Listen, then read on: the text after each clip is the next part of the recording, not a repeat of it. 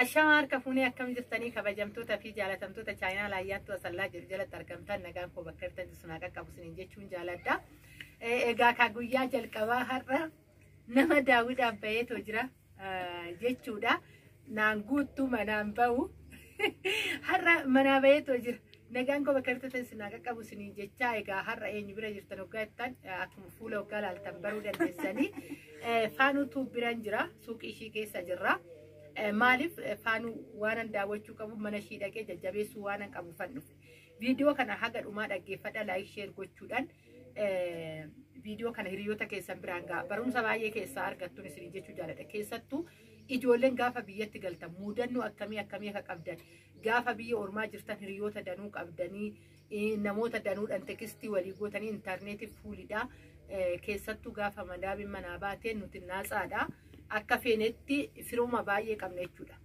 Ijoollee onlaayinii kanarratti namatti tola maashaallah jedhee jira.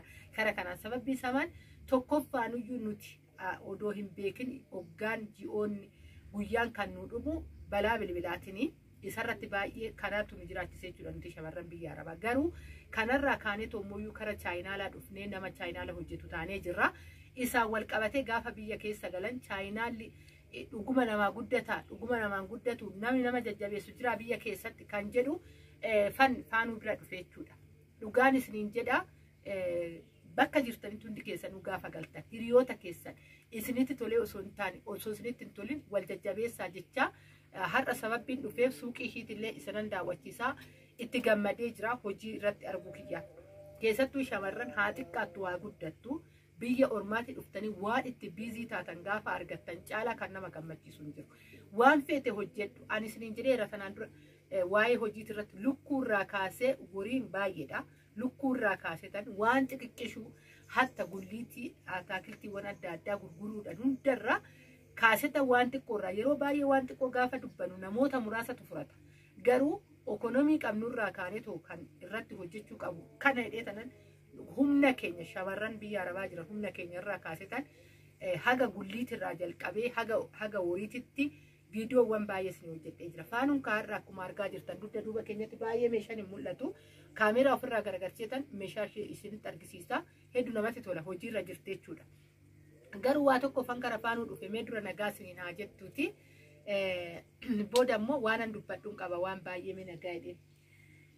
Ashamaa jirtu jalatamtoota fi kabajamtoota yuutuubii ayyaantuu asallaa jalatti argamtan maamiltoota ishee akkam jirtan nagaa keessanii har'a ayyaantuun na biratti argamteerti. Ayyaantuun dhugaa isiniin jedha ani akkamitti akka durallee taanan keessa kooti nama isheen nama cimtuu nama jajjabeessituu nama hammana hin jedhamne ani ishee durallee bakka guddaan isheedhaaf qaba jechuudha. Har'a ammoo akka caarraa taatee na biratti argamteerti jechuudha. Kana isiniin jechuu barbaadu dhugaa dubbachuudhaaf obboloota ta'u hundi keessaniyyuu fakkeenya akka ayyaantuu fudhadhaa. Fakkeenyaaf ayyaantuun ani hoo maalidha? Ayyaantuu eenyummaa ishee hin beeku. Intala asallaa haa taatu malee ayyaantuu nan beeku ishee hin beeku. Eessatti ol bar miidiyaa irratti. Garuu hoo miidiyaa irratti olaa barru malee gochaan agarsiifteerti jechuudha. Namni namummaa isaati eenyummaayyuu haa ta'u kun maalidha kana osoo hin ta'in jajjabinni ishii hoo hojii ishee dhiistee ana na jajjabeessuudhaaf har'a na biratti argamteerti. Anaa jettee isheedhaaf odoo hin ta'in anaa jettee ishiin afaan isheetti isinitti himti jechuudha. Sababa na bira dhufteef.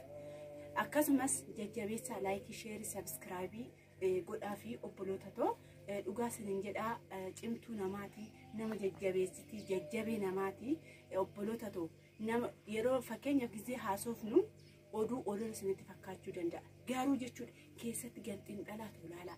Ana hundi keenyayyuu biyya arabaa turre akkuma keessan jechuudha. Garuu biyya arabaa yeroo jirtan jechuudha karoora qabachuu qabdan. Biyya galtanii ikka biyyi keenya nama jibbisiisa olola namaa qabattanii durallee isiniin jedheen jira viidiyoo kootii irratti jechuudha. Garuu yeroo baay'ee nuti in dhaggeeffannu dhugaa isiniin jedha in dhaggeeffannu jechuudha viidiyoo.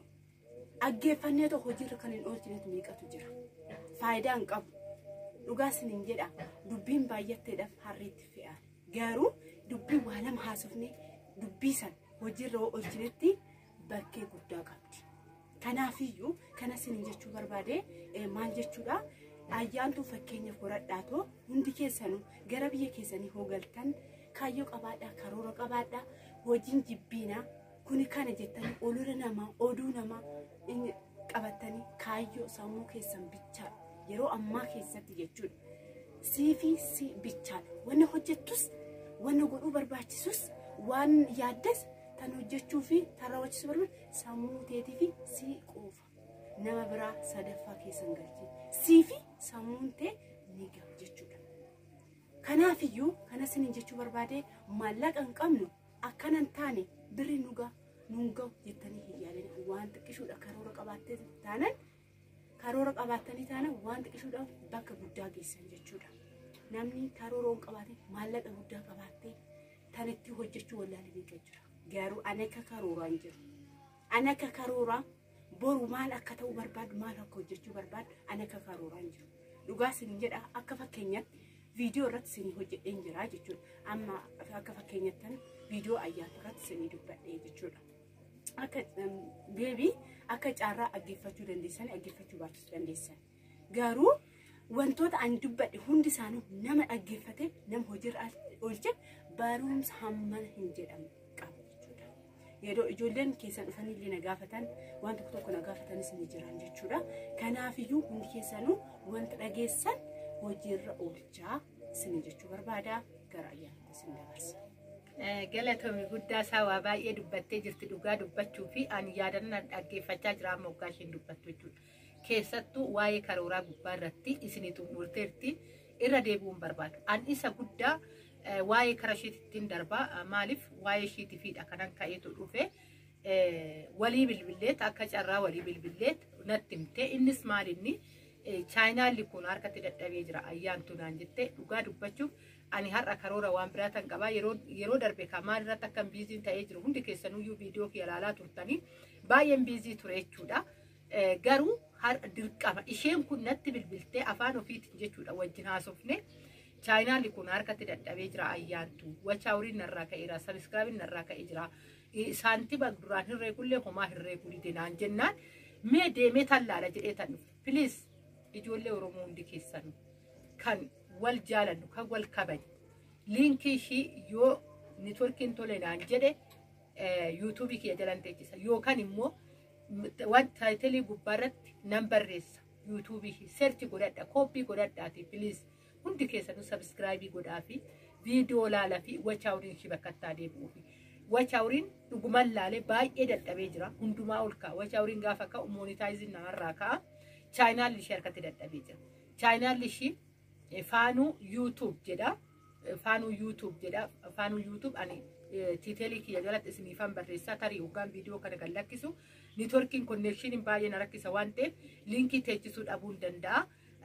Maqaa saniin kooppii godhadhaati sirchi godhaati sabiskiraabii godhaafi jajjabeessaa yaada nama utubu barreessaa fi isiniin jechuun jaaladha. Maaliif kanaafanidha jechuudha. Kanan mana ishii dhufuu har'a dirqame chaayinaala harkatti dadhabee ni beekna hagam akka gola oolmaa keessatti dadhabneeto chaayinaala kana asiin geenye waan qaldiitti miti chaayinaala kana asiin geenye shamarri keenya hundi keessanuu tokko ni beektu. Dadhabbii inni qabu isinitti himuu hin danda'u kanaafuu mee amma immoo gola ishii keessatti hojii ishii mee maal fakkaata viidiyoo achi kaameeraa ofirraa garagarsiisan isinitti argisiisa faanummee cimtuu dubartii akkamiiti hojii ishiit irratti dhugaan isiniin jedha kophaatti as fiigaa achi fiigaa hojii ishiin meeshaa mana guuttattee jirti already baay'een itti gammadee baay'een ittiin boona maaliif shamarri keenya akkuma dura dubbadhe hojii irratti argamu jechuun waan xiqqaa miti. Kanarratti ofitti amanamummaa qabaachuu gaafa hojii hojjettu bad ofitti amanamummaa yookaan immoo konfideksii jarri jedhu sanidha jechuudha. Kanaafuu konfideksii qabaate taanaan eesumaayyuu nama jiraachuu dandeessu bakka kamittuu nama fudhatama qabdu ta'uu dandeessa jechuudha. Of hoogganuun waan xiqqaa miti. Ishiin nama of hoogganeetoo jiraatudha. Hedduun nyaatti ture mee kara meeshatan isin dabarsaa meeshaa laalaa hundi keessanuu kana laaltanii ni cimtu hojii osoo hin tuffatin waan xiqqaarraa guddaatti deemuu dandeessu. Keessattuu piliis mana keessanii wal qabate mana keessan keessatti isin gorsaa jira. Kireeffadhaa isiniin jechaa jiru nama tokko kireeffadhaa isiniin jechaa jiru.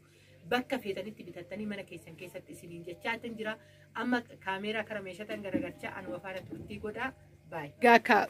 kunooti meeshaaleen ishii dhugaa dubbachuu fi yoo hundi isinitti mul'atu ta'e keessa deemen tokkoon isinitti argisiisa meeshaa guuttattee jirti bakka of dandeesse shamarri biyya harabaatii galtee gaafa akkatti hojjettu ofin arrabsiistu maaliif hojii kee bakkeetti mul'atee jira jechuudha. Namoonni baay'ee shamarri baay'een osoo magaalaadhaa kara magaalaa deemanuu bakkatti oduma socho'anuyyuu qarshii jirtu fixanii kan nama arrabsiisan danuutu jira.